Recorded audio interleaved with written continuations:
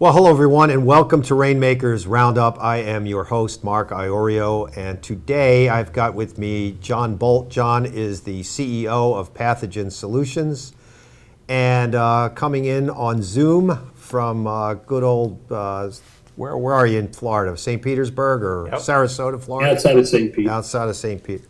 Mike McCurrick, who is the chairman of the board at Pathogen Solutions. John and Mike, welcome. Welcome to the program. Thank you. Thanks for having us on Rainmaker Roundup. You're welcome. Really appreciate it. Great to have you. Great to have you. So, talk a little bit about Pathogen, John. What's Pathogen Solutions all about? Well, Pathogen Solutions is it's about what we call UV Zone. That's our trademark and our patented technology. So you've seen a lot of things in the market that are UVC. We own the sweet spot, which is the combination of UVC. So it's technology. It's a combination of UVC and ozone, O3. Okay. And that combination has one of the highest elimination rates of pathogens, bacteria, viruses. So we started with our first generation on the floor. So we make what's known as the, for your shoes, Right. shoe sanitization stations. Okay. Which we can place anywhere, which can eliminate pretty much most of the germs, bacteria, viruses, things that actually walk into a facility. And people have no idea how many pathogens are on the bottom of, like me. Like I'll put my shoes on the kitchen table and on my bed. And if my wife is watching this, she's going to kill me. My wife would kill me. But people have no idea how many pathogens are on the bottom of their shoes. Yeah, Mike and I have talked about it before. I mean, the Eastern cultures recognize the filth that ends up on the bottom of your shoes, the bottom of your feet. So when you go into an Eastern culture's home or a facility, everybody takes their shoes off, or you have shoes for the outside and shoes for the inside. Western cultures have been a little more free, a little more reluctant, but I think since the pandemic, since COVID, people have realized that sanitization is a thing, right? We all washed our hands and wore our masks and we did everything that we needed to do, right? But at the end of the day, there are many, many ways that pathogens, viruses, bacteria get into facilities, get into homes, get into everything you can think of. And about 75 to 80% of people walking around have dangerous pathogens, viruses, germs on the soles of their shoes. And those, once they're walked into a facility, they can spread anywhere. So the first generation of product that we put out there is the shoe sanitizing station, which we can put anywhere in the entrances of facilities. We first targeted healthcare, right, Mike? Right. And that worked well, but immediately when we went to the market in 19, the pandemic hit. So all the money dried up in the healthcare sector because the hospitals were contained to just dealing with COVID. Right. So we then branched into the food service industry, which also has problems with pathogens that walk into their facilities. So that's kind of where we're at right now. From a strategic standpoint, we're looking for strategic partners. So somebody that we can either partner with that already has the sales and distribution channels, or somebody that we can merger with or joint venture with. And that's kind of our strategy going forward, as well as strategic investors. You know what I never understood? I didn't know until we started talking that the pathogens on the bottom of your shoes can become airborne. Yes. And that's the scary part, John, because now you're ingesting them, you're breathing them in, they're going on your food, they're going on your hands, your body, your skin, and so on, and that's a problem. Yeah, well, there was studies that were done that we have that documented what happens. So they would take markers that were not hazardous, no active pathogens, but they took markers and they put them on shoes. And then they walked them through just a patient's room and the corridor. And what they found out was within 24 hours, these pathogens, germs, viruses, bacteria had gone airborne and ended up in the patient's bed, ended up in the nurse's station, even ended up in the clean rooms of the hospital, which are very, very contained from allowing bacteria and pathogens into the clean rooms. Interesting. So these studies show that if you don't take care of the floor, which I would say a lot of companies don't even think of the floor as something you need to sanitize, but if you don't take care of the floor, you're probably missing 50 to 60% of the problem. Wow. How did you get involved in Pathogen Solutions? It was all Mike's fault. I'll accept that. No, actually, Scott Beal, who is our chief operating officer, him and I worked together when we were both in logistics. Okay. He was a partner of mine. Okay. And he had left his company, he had retired, and he was looking for other things. So we were researching startups, right? Okay. He was doing his research, I was doing my research. And I came up with some things, he came up with some things, and this was one of them. Was at the time it was called HEPCO, but it's now Pathogen Solutions. Separately, you found the same company? Yeah, and we were talking. Okay. So he said that he was actually talking to you, right, Mike? Yeah, he was. We were actually discussing bringing him on. So he eventually became the chief operating officer. I became interested in the product because of my own personal experience, which wasn't very good. So my father, if you know what an HAI is, it's a healthcare acquired infection. Yeah. My father actually was in and out of the hospital for a period of time, and I had warned him. I said, you know, sometimes people get things in the hospital that they don't come in with. Right. So he eventually was hospitalized. He got sepsis, and it shut his whole system down, and he passed away at the age of 72. Oh, jeez. And he was a 24/7 go get him kind of guy. So it was kind of a quick halt to a very active and very good life. Yeah. So it affected me when Scott started to tell me about this. So I ended up making an appointment to meet with Mike and Jim and Bob, who were the three main owners and the operating managers for the company at the time. And I flew down to St. Pete. We had lunch.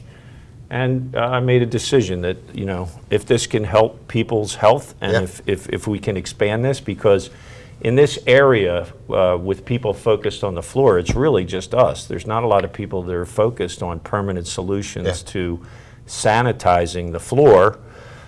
So I thought, hey, this is a great thing. That is great. That is great. And then Mike went about getting the global patents, certifications. We even won some awards along the way. Maybe, Mike, you can talk a little bit about that. Yeah. So, hey, Mike, I just want everybody to understand this. Now, 1979, Mike was my very first boss, and I owe a lot to this man. I mean, so the only reason he's on, no, I'm just kidding. That's not the only reason he's on. I love him.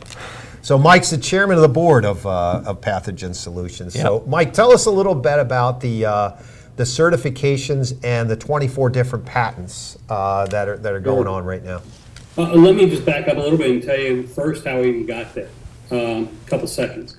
There was a gentleman by the name of Asher Gill. Oh, yeah. Who actually was the original patent holders. He was an Israeli Air Force. Came out of the Israeli Air Force as in advanced aviation, but he was a real inventor. And he and his son, Daniel, who has a PhD in biomedical engineering, came up with the first set of patents because they were really looking at how to address a real issue, which was HAIs back with that's what they were calling. Mm-hmm. So they developed actually the first 5 patents. I got involved quickly with it. Actually, John, thank God, John took over one of the other owners' positions. And he got me involved, and as we talked about before, I mean, it was, to me, disruptive technology that I thought was amazing. And I was a chair of a local hospital and on the board of a regional hospital system. So clearly what happened was we started out with 5 patents. We now have 24 internationally across the U.S., Canada. We have registrations in the UK and in the EU, and 5 other Latin American countries for both the foot sanitizing product and a handheld device or product that we're actually developing as we speak. The UV Zone, as John talked about, was our trademark. We've got CE marks. We've got UL as well. We've got FDA registration. We meet OSHA standards. We've got NSF approval, as well as EPA, and the product and the device and products, I should continue to say, are made in the U.S. What's really very interesting to me is that we use a very proprietary glass, which we have a collaborative agreement with Corning on. And it's the same glass that has been used in NASA for years, starting out in the Apollo spacecrafts. Wow. And that's what helps us create the value of this device or these products. Yeah. We have studies that have been done by Kremco Labs. We have that shows complete efficacy. We have studies that were done by the International NSF as well, showing that our products actually do what we say they do, and that's eliminate 99.9993% of pathogens before they become airborne. We've gotten in 2019, we were awarded one of the top 100 top innovators in the U.S. Wow. We were at the Super Bowl in 21 with the I didn't get to Super go. Bowl committee, and it happened to be in Tampa, so you said. But we also have we have had a number of other awards along the way, really proving that those billions, as you were talking about earlier, billions of pathogens that are found on the bottom of your shoes that are transmitted from one place to another are addressed. And at a 99.9993 percentage rate, we're killing more than, leaving less than 10% to become airborne. And now the other things, other protocols can help eliminate those. Yeah, you know, Mike, it's interesting. Thank you for that. As a hell of a background, because I think a lot of people that are watching are going to wonder, you know, how about the SARS-CoV-2 virus or that pathogen? Does it kill that? It kills 99.99993% of all the pathogens. Kremco Lab study, just so you know, the Kremco Lab study actually proved that it kills that virus. Wow, that's amazing. Yeah, it actually has a very high kill rate. When you say kill, we say eliminate. Eliminate. Kill yeah. is not a word they use in If this you're sector. from Philly, if you're from Philly, Philly you can used the kill. word, but you're from New Jersey, so you use it too. I use it too.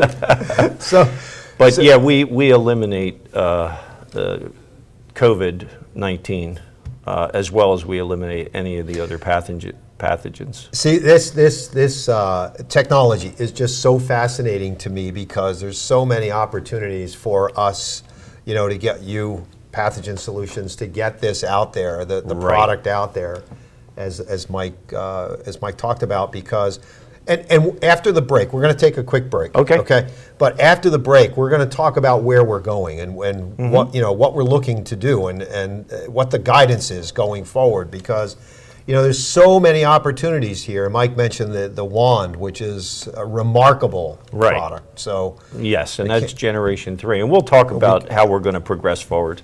Cool. All right, folks, don't go away. We'll be right back with more from John Bolte and Mike McCurrick from Pathogen Solutions after this message from our sponsors.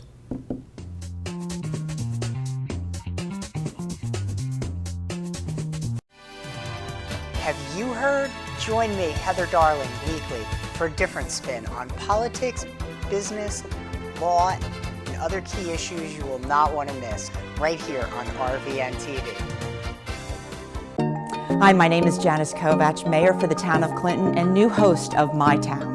Do you ever wonder how something takes place in your town?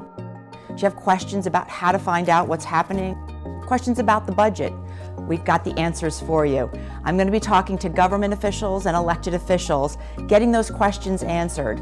Catch us every Tuesday and Friday at 1:30 on RVN Television.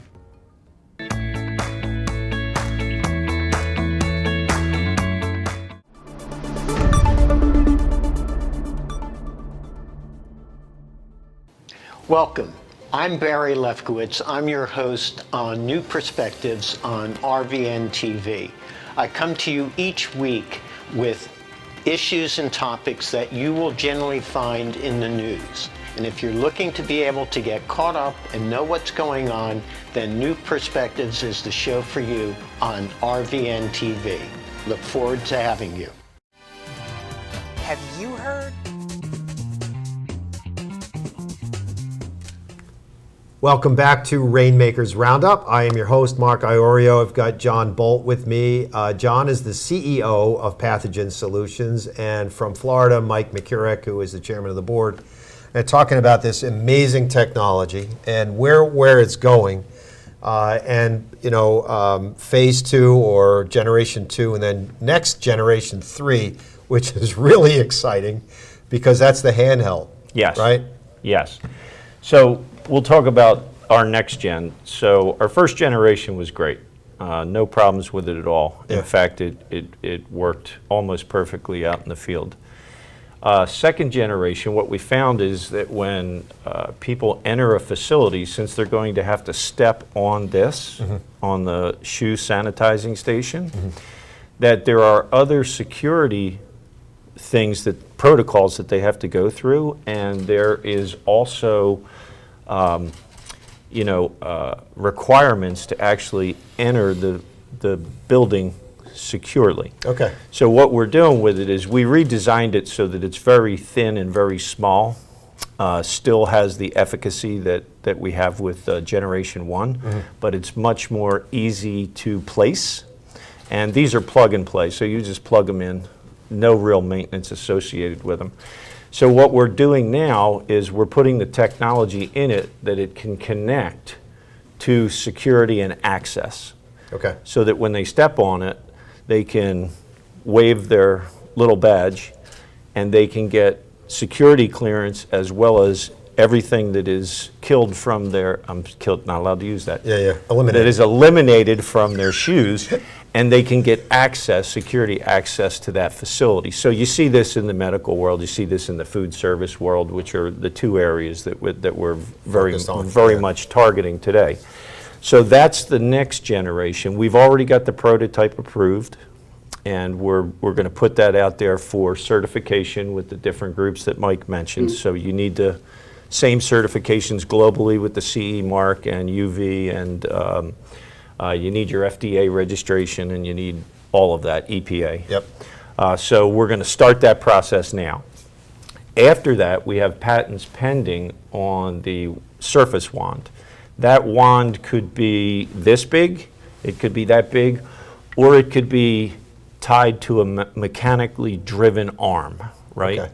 So it's the same technology, it's the combination of the UVC and the small trace ozone that makes it more powerful than any UVC, 100 times more powerful than most UVC out there. And it can now be used in a setting where it can be managed, directly programmed, Yep. or it can be handheld to use as needed. Right. So we're looking at various sizes and various forms that would be used in different industries with the third generation, which is the patent pending on the wands. Wow. Yep. So that's in wound care, that could be huge in wound care, right, in a hospital setting? You need bigger certifications for wound care. Okay. So we'll start out and then we'll go in that direction. Yeah. And yes, the patents that we've applied for, Mike, correct me if I'm wrong, included wound care. It includes wound care. Yeah. What's very interesting about the handheld, just to add it, we have an amazing design engineer that's working on this. Came from Stryker. Oh, wow, that's amazing. He's in process of creating a 3D design for it, and it looks like a handheld. It looks like a light. If you thought about a boom light that you would carry around and hand it, Yeah. and it will do exactly what John was describing, which we can then use to clean a wound and keep it clean while they're doing. You don't need any other types of any other type of disinfectant. This will clean it, keep it clean while the doctors and others are addressing the issue. So if there are people out there that are wondering whether or not are there some are there some viruses that are good? I mean, they help build the immune system up, and when we eliminate, Mike's shaking his head. So I want to know. I want the audience to understand this, Mike. So I'm not aware of any viruses that are a positive. Okay. I'm aware of bacterias okay, that have positive use when used properly, Okay. but I'm not aware of anything like a COVID that has positive use. At least it hasn't shown itself that way. so I want people to understand that this. Yeah, I think one thing just to add to that is that, remember, these are microscopic pathogens. They're not yet viruses. They don't become the virus until after the shell opens up and it then becomes airborne and it becomes a virus. So the key here is that we're getting it before it becomes becomes that. So where does this go? Where does Pathogen Solutions go from here with the patents that we have, the patents that are pending, or the products that are patent pending, and then looking for distribution channels and partners? Yes. What's next? Well, we've already identified as many as 30 companies that fit the profile of sanitization. Yeah. And they're in multiple industries, keeping in mind that our main industries right now are in the food processing, anything from farms to packaging to distribution, and also in healthcare and related assisted living, so on and so forth, Yeah. surgical centers, things like that. Sure. So we've identified companies that fit that profile, and we're approaching those companies to see what their interest is. Because the way I look at it now is you have air purification, sanitization. Sure. You have surface. You Yep. have water. What you don't really have is the floor. Exactly. So you have 4 pieces, of which the 4th is missing, and Yeah. it is, to be honest, it's been neglected. Yeah. Right, Yeah. in all of these main industries. Yeah. So we look at it like, hey, we're kind of like the missing piece for some of these larger companies, Yeah. where we could joint venture, we could partner, we could merger, we could do whatever, and take advantage of what they have in purification and sanitization in the other areas, and then really just offer a package to large companies that have multiple facilities all throughout the world or the country. Yeah. And then offer them that package. Hey, we'll take care of everything under contract, and we can make it either variable or we can make it a direct charge. Yep. Right. I think what you said, John, is really interesting, that the floor's been neglected. And Yes. and that is really something that I think, you talked about Western civilization or Western culture, Right. Kind of ignoring that. But I think overall. Up until recently. Yeah. Up until COVID, Yeah. to be honest. Yeah. Because did you ever really think about sanitization prior to COVID? No. I mean, unless you were around for the Spanish flu 103 years ago, 104 years ago. Mike was there. I wasn't there. Mike was there. Hey, one of the things I got to tell you, that when John first came on board, he coined a phrase that stuck, and that was, "We're going to own the floors." I love it. That was a phrase that has stayed with the Yeah. business from the day he walked in. Yeah, and now that we own the floors, we want to hook up with somebody who owns the air, the surfaces, and the water. There you go. So if you Exactly. think about a 99.9993% elimination rate Yeah. tied to someone who's working from the air filtration and we can eliminate almost all. Yeah. Mike, John mentioned earlier what his passion is for getting involved with Pathogen Solutions, and I think you started to touch on your reason and the love that you have for this business and really changing the world. But share with the audience why you're so excited about this and why this technology is just part of who you are now. When I first met the original owners, I was a chairman of the board of a local hospital, and I was on board of one of the largest regional hospital systems in the Tampa Bay area. I saw this on a daily basis. We captured the information that told us that that people were becoming extremely ill from what that began back then calling HAIs. And you wanted to get people you wanted to get people to go into the hospital to get things taken care of, but you wanted them out just as fast because you didn't want them to get sick in the hospital. Right. And that's what caught my eye, what this did. And as I said, it's a disruptive technology. It creates an environment where you can actually begin to eliminate some of the major diseases like MRSA, C. diff, and others that are killing people. I hate to say the word, but it's hurting people because they're and they're in the hospitals and in the getting taken care of for some other reason, and this has happened.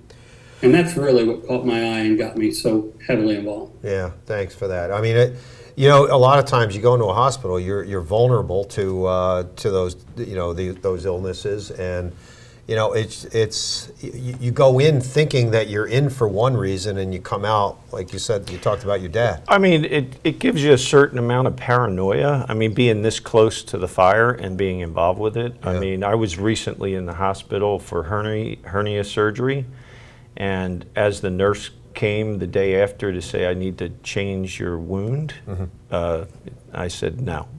Really? No, you're not touching it. Yeah. And she kind of argued with me, and then the doctor came in and said, it's protocol, we need to. Yeah. And I said, no, really?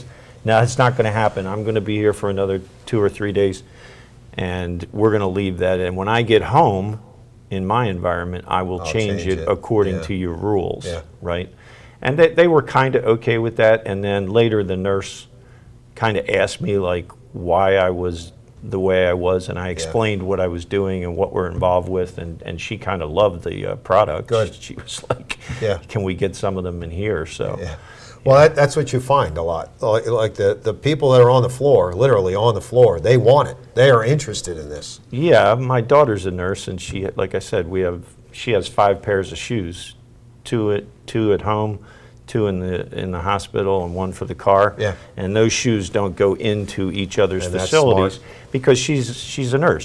She knows exactly what she's dealing with, and she has 2 young children, and she doesn't want to bring anything home. We did some interviews with nurses at the hospitals as we were testing it. Yep. Many of them took their shoes off and put them in vats of Clorox on the way home.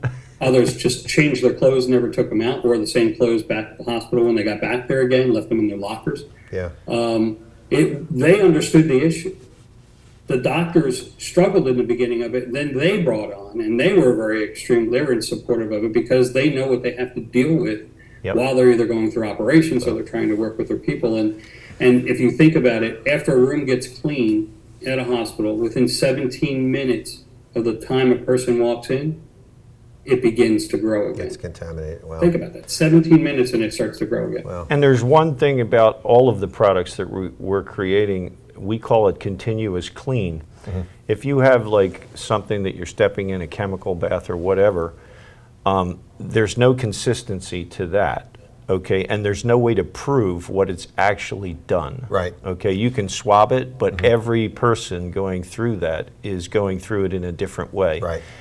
We have a plug and play where you plug it in the wall, people who enter the facility step on it, it's guaranteed that it's killing A, B, C, and D, which is already proved through the labs and all the testing that we have.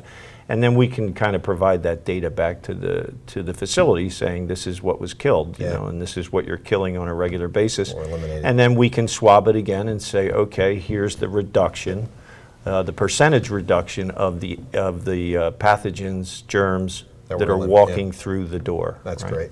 Well, I love what you're doing. I really do. Thank you. If there's anything I can do besides this interview to help you, march this product forward and this technology forward. Yeah, get him a job. I'm in. So, if you don't mind, Mike, thanks for joining. John, if you don't mind, just look into that camera and tell everyone how to get in touch with you and Pathogen. Well, the easy part is you can just Google us at Pathogen Solutions, and you can look at all of our short clip videos. You can contact Scott Beal, our COO. But the one thing I want to leave you with is most of you are working, most of you are still going to a facility somewhere.